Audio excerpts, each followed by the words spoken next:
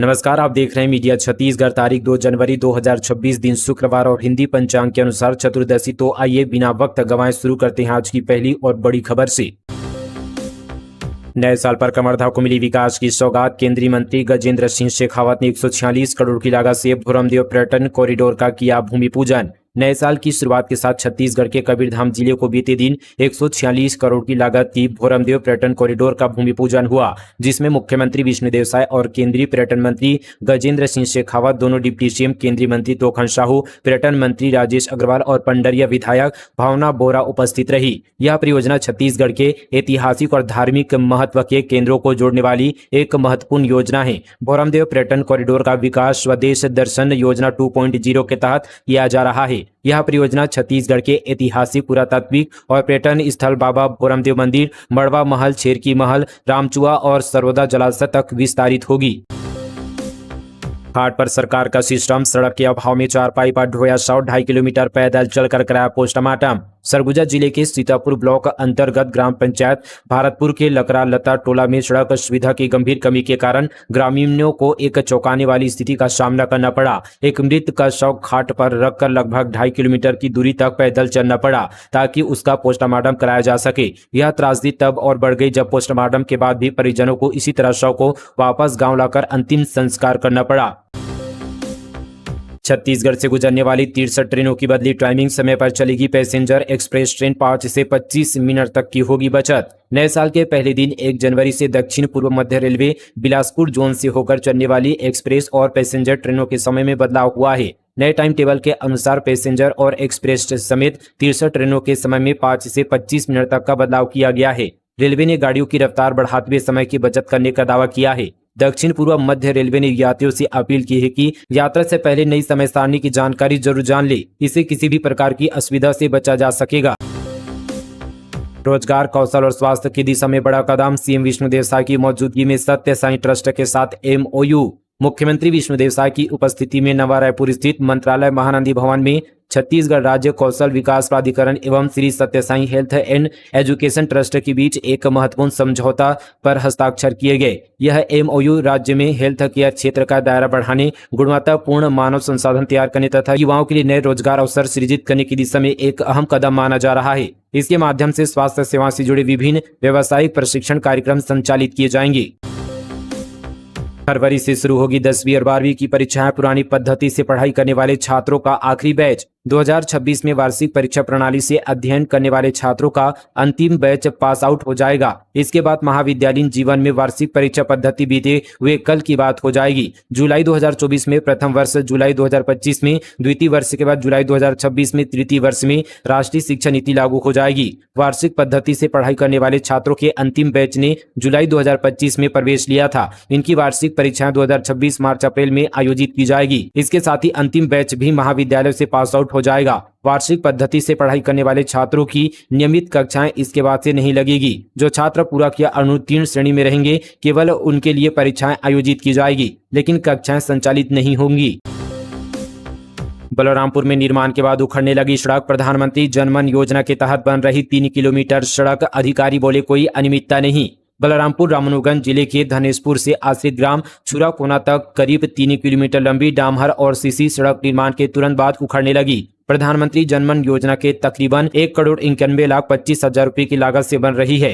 हालात यहाँ की सड़क पर झाड़ू लगाने पर से ही यहाँ पर डामहर और गिट्टी उखड़ने से ढेर हो रही है। स्थानीय लोगों का कहना है कि यह सड़क न तो बरसात झेल पाएगी और न ही लंबे समय तक सामान्य आवाजाही के लायक रहेगी।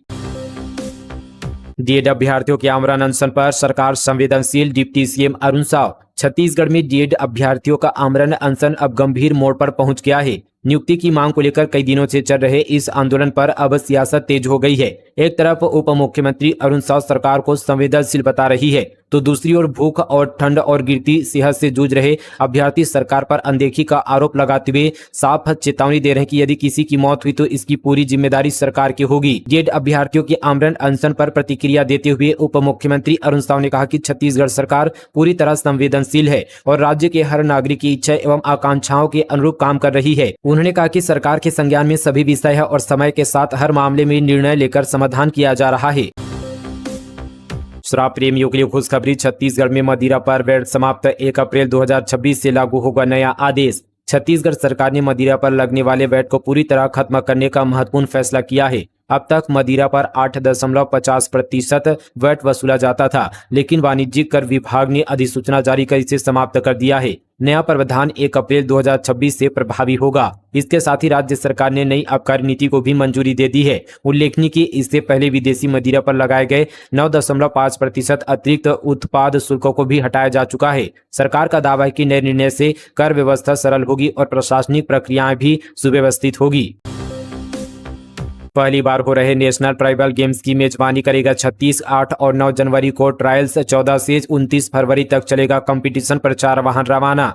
छत्तीसगढ़ की मेजबानी में देश में पहली बार आयोजित होने जा रहे खेलो इंडिया नेशनल ट्राइबल गेम्स के प्रचार प्रसार के लिए मशाल गौरव यात्रा को रवाना किया गया है। उप मुख्यमंत्री एवं खेल व साथ ही यहाँ पर युवा कल्याण मंत्री अरुण साव ने नवा रायपुर स्थित अपने शासकीय निवास कार्यालय से यात्रा को हरी झंडी दिखाकर शुभारंभ किया। यह प्रचार वाहन राज्य के सभी जिलों का भ्रमण करेगा। आयोजन का शुभंकर मोरबी थीम सॉन्ग और मशाल के साथ यह यात्रा गाँव-गाँव और शहर जाकर लोगों को खेलो इंडिया नेशनल ट्राइबल गेम्स के बारे में जानकारी देगा। नेशनल ट्राइबल गेम के लिए ट्रायल 7 और 8 जनवरी को होगा और ट्राइबल गेम्स का आयोजन 14 से 29 फरवरी तक रायपुर और जगदलपुर में किया जाएगा। घूना लगा पीडीए चावल बनेगा आदिवासी बच्चों का निवाला, वेयर हाउस में रखा 30,000 क्विंटल चावल खराब। दंतेवाड़ा जिले के गीदम से बेहद गंभीर और चौंकाने वाला मामला सामने आया है। यहाँ वेयर हाउस के गोदाम नंबर 6 और 7 में रखा करीब 30,000 क्विंटल पीडीए चावल घुन लगने से पूरी तरह खराब हो चुका है। इस लापरवाही की जानकारी मिलती ही आला अधिकारियों में हड़कंप मच गया है। हजारों बोरियों में रखा चावल अब खाने लायक तक नहीं बचा है। इसके बावजूद इस चावल की सफाई कर दोबारा पैकिंग कर गोदामों और पोटा केबिन व आश्रमों में सप्लाई की तैयारी की जा रही है। जानकारी के मुताबिक इस खराब चावल की कीमत 20 करोड़ रुपए से अधिक की बताई जा रही है। हैरानी की बात है कि इस चावल को जल्द ही जिले की सोसाइटियों के माध्यम से दंतेवाड़ा, सुकमा और बीजापुर के गोदामों में भेजने की तैयारी की जा रही है। इतने ही नहीं, यही चावल यहाँ पर पोटा केबिन और आश्रमों के जरिए आदिवासी बच्चों की थाली तक पहुंचाया जाएगा। यानी जो चावल खुद अधिकारी खाने लायक नहीं मान रहे हैं, वही अब आदिवासी बच्चों का निवाला बनने जा रहा है। वनांचल क्षेत्र के ग्रामीणों ने दिया नशा मुक्ति का संदेश, शराब निर्माताओं के घर में जाकर संग्रहित महुआ लहान को किया नष्ट। नशा मुक्त समाज के निर्माण की दिशा में नगरी ब्लॉक वनांचल क्षेत्र के ग्राम उमरगांव ने एक मिसाल कायम की। गांव के जागरूक ग्रामीणों एवं साहसी महिलाओं ने एकजुट होकर अवैध शराब बनाने वालों के खिलाफ जोरदार जन अभियान चलाया। इस दौरान ग्रामीणों ने शराब निर्माताओं के घरों में जाकर वहां संग्रहित महुआ लहान को बाहर निकालकर नष्ट किया। मौत के बाद महिला को रेफर किया, कर्मचारी शव छोड़कर भागे। दुर्ग में आंगन में गिरने से टूटी थी पैर की हड्डी, डॉक्टर और अस्पताल प्रबंधक पर एफआईआर। दुर्ग जिले के धमधा थाना क्षेत्र में संचालित श्रेया अस्पताल के प्रबंधक और डॉक्टर के ऊपर आपराधिक मामला दर्ज किया गया है। श्रेया अस्पताल में ऑपरेशन के बाद 55 साल की महिला की तबीयत बिगड़ी तो अस्पताल प्रबंधन ने 2 कर्मचारी के साथ उसे एम्बुलेंस से जुनवानी के शंकराचार्य मेडिकल कॉलेज भेज दिया था। इसकी जानकारी परिजनों को नहीं दी गई थी। भिलाई के शंकराचार्य अस्पताल में कैजुअलिटी में यहाँ पर डॉक्टरों ने महिला की मौत की जानकारी दी थी। इसके बाद श्रेया अस्पताल के दोनों कर्मचारी भाग गए। वहीं यहाँ पर शंकराचार्य अस्पताल प्रबंधन ने पुलिस को सूचना दी है।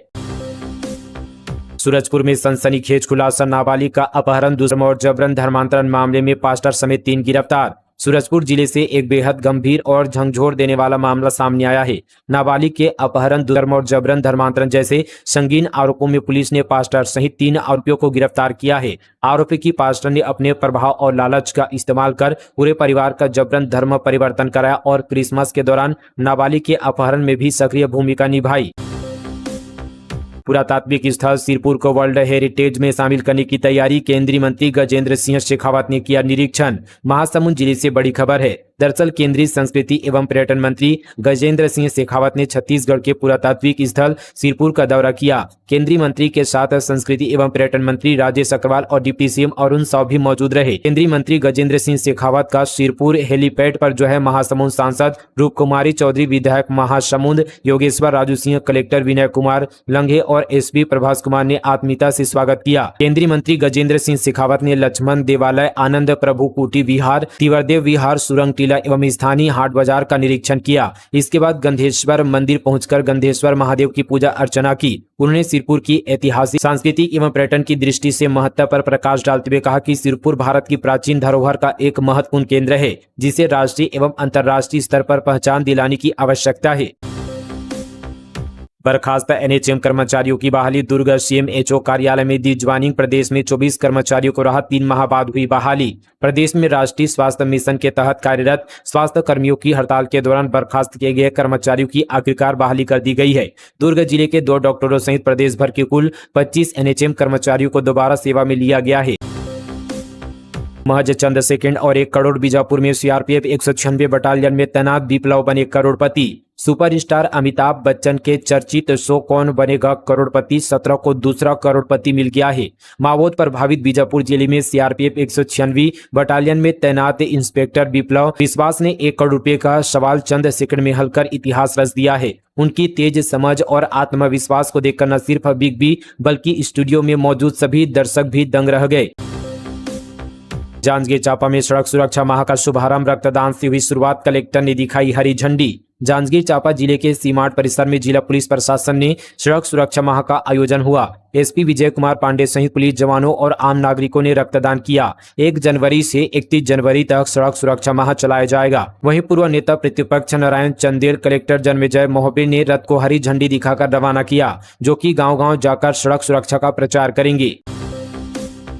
कोरबा में अवैध शराब पर महिलाओं ने खोला मोर्चा। महिला समिति ने सतरेंगा के जंगल में अवैध शराब और भट्टियों को किया नष्ट। कलेक्टर से की शिकायत। कोरबा के पर्यटन स्थल सतरेंगा में नए साल के अवसर पर पर्यटकों की संख्या बढ़ने के साथ ही अवैध महुआ शराब की बिक्री और इससे होने वाली अशांति भी बढ़ गई है। इसे देखते हुए स्थानीय महिलाओं ने अवैध शराब के खिलाफ मोर्चा खोल दिया है। ग्रामीणों ने पहले ही क्षेत्र में नशाबंदी लागू कर रखी है। हाथों में डंडे लिए महिलाओं को देखकर अवैध महुआ शराब बनाने और बेचने में जुटे लोग मौके से फरार हो गए हैं। इसके बाद महिला समिति ने जंगल में छिपाकर रखी गई भट्टियों और तैयार की जा रही अवैध शराब को खोज कर नष्ट किया। महिलाओं ने भट्टी में चढ़ी शराब को भी मौके पर ही बहा दिया। नए साल में समूह की महिलाओं को मिलेगी नियमितीकरण की सौगात। 7 सूत्री मांगों को लेकर दिया अल्टीमेट, मानदेय बढ़ोतरी की मांग। एनआरएलएम बिहान सक्रिय समूह की महिलाओं ने अपनी 7 सूत्री मांगों को लेकर 3 दिनों तक हड़ताल और धरना प्रदर्शन करने के पश्चात एसडीएम को ज्ञापन सौंपा। महिलाओं ने शासन से नियमितीकरण, नियुक्ति पत्र जारी करने, मानदेय में वृद्धि सहित अन्य मांगे रखी है। बिहान समूह की महिलाएं लंबे समय से अपनी मांगों को लेकर शासन प्रशासन से गुहार लगा रही थी, लेकिन अब तक किसी भी प्रकार की ठोस पहल नहीं होने से नाराज होकर उन्होंने 3 दिवसीय धरना प्रदर्शन किया। ज्ञापन सौंपते समय समूह की महिलाओं ने चेतावनी दी कि यदि उनकी मांगों को शीघ्र पूरा नहीं किया गया तो वे आंदोलन को और तेज किया जाएगा। इंटरनेशनल राइस समिट के लिए वित्त मंत्री ओपी चौधरी ने छत्तीसगढ़ राइस एक्सपोर्टर एस्को को दी यहां पर बधाई। छत्तीसगढ़ के चावल को दुनिया में बढ़ावा देने के लिए किया प्रेरित। नई कैपिटल सिटी नवा रायपुर में 9 और 10 जनवरी को इंडिया इंटरनेशनल राइस समिट का आयोजन किया जाएगा। वित्त मंत्री ओपी चौधरी ने आयोजन के लिए छत्तीसगढ़ राइस एक्सपोर्टर एसोसिएशन को बधाई और शुभकामनाएं दी। वित्त मंत्री ओपी चौधरी ने अपने वीडियो संदेश में छत्तीसगढ़ की राजधानी में होने जा रहे इस आयोजन के लिए सभी राइस एक्सपोर्टर से जुड़े स्टेक होल्डर को आमंत्रित करते हुए कहा कि हमारे छत्तीसगढ़ को धान का कटोरा कहा जाता है। इस छत्तीसगढ़ से निकलने वाले चावल की इतनी अच्छी वेरायटी जिसकी स्थापना दुनिया में नई स्तर पर जाकर की जा सकती है। चाहे वह चवा फूल हो, चाहे वह भूरा जीरा हो, काला जीरा हो, दुबराज हो, ऐसे अनेकों वेरायटी हैं। उन्होंने प्रदेश में ऑर्गेनिक फार्मिंग का भी जिक्र करते हुए कहा कि छत्तीसगढ़ के अनेक हिस्सों में ऐसे हैं जहां नेचुरल तरीके से ऑर्गेनिक फार्मिंग होती आ रही है। बस्तर संभाग जो केरल राज्य से भी बड़ा है। 7 जिलों में दंतेवाड़ा जिला के 70% कृषि योग्य हिस्सा सर्टिफाइड ऑर्गेनिक हो चुका है। वह पूरे यहाँ पर सिक्किम राज्य के ऑर्गेनिक एरिया से ज्यादा है। इतनी ज्यादा संभावना चावल को लेकर, ऑर्गेनिक फार्मिंग को लेकर हमारे छत्तीसगढ़ की धरती पर है। महातारी गौरव वर्ष के रूप में मनाया जाएगा 2026। सीएम शाह ने प्रदेशवासियों को दी नए साल की शुभकामनाएं। कहा मातृशक्ति के सम्मान और सशक्तिकरण को समर्पित रहेगा पूरा साल। मुख्यमंत्री विष्णुदेव साय ने नववर्ष 2026 के अवसर पर प्रदेशवासियों के नाम जारी अपने वीडियो संदेश में छत्तीसगढ़ की जनता को हार्दिक शुभकामनाएं दी। इस अवसर पर उन्होंने घोषणा की कि छत्तीसगढ़ सरकार द्वारा वर्ष 2026 को महातारी गौरव वर्ष के रूप में मनाया जाएगा, जो मातृशक्ति के सम्मान, स्वाभिमान और सशक्तिकरण को समर्पित रहेगा। चांदी के भाव में लगातार तीसरे दिन गिरावट। कीमत 1170 रुपये कम होकर 2,29,000 पर आई। नए साल के पहले दिन यहां पर जो है सोने के दाम में बढ़त देखने को मिली। India bullion and jeweller association के अनुसार 10 ग्राम 24 कैरेट सोने का भाव 266 रुपये बढ़कर 1,33,461 रुपये हो गया। कल यह 1,33,195 रुपये 10 ग्राम पर था। वहीं 1 किलो चांदी की कीमत 1170 रुपये कम होकर 2,29,250 रुपये पर आ गई है। कल इसकी कीमत 2,30,420 रुपये थी।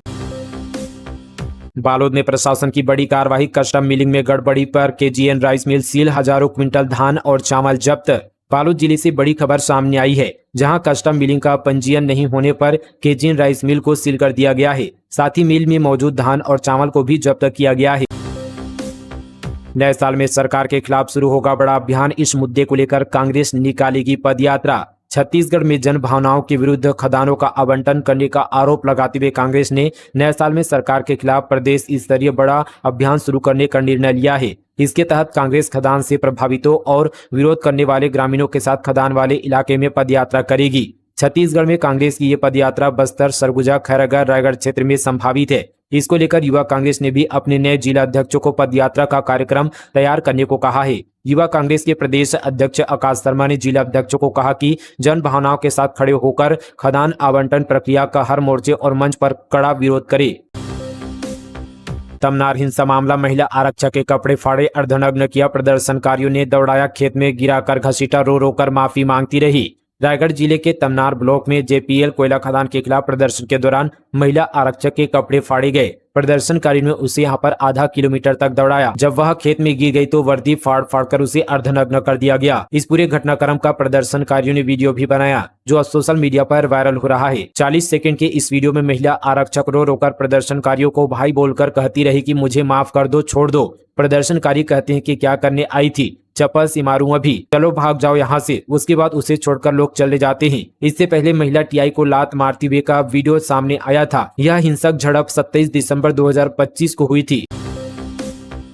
मुख्यमंत्री शाह ने प्रगति प्लेटफॉर्म को बताया गेम चेंजर। 664 करोड़ की सड़क परियोजनाओं की भी मंजूरी। प्रगति प्लेटफॉर्म से छत्तीसगढ़ के विकास को भी मंजूरी मिल रही है। भिलाई इस्पात संयंत्र आधुनिकीकरण और Lara super thermal power project जैसी महत्वपूर्ण परियोजनाओं को इससे नई गति मिली है। साथ ही केंद्रीय सड़क अवसंरचना निधि के तहत नई सड़क परियोजनाओं को भी मंजूरी मिली है। मुख्यमंत्री शाह ने प्रगति प्लेटफॉर्म को गेम चेंजर बताया है। फिलहाल दोस्तों, ये थी छत्तीसगढ़ की तमाम बड़ी और ताज़ा खबरें मीडिया छत्तीसगढ़ पर फटाफट अंदाज पर। मिलते हैं कल इसी तरह की और तमाम खबरों के साथ। तब तक के लिए जय हिंद, जय छत्तीसगढ़, जय जोहार।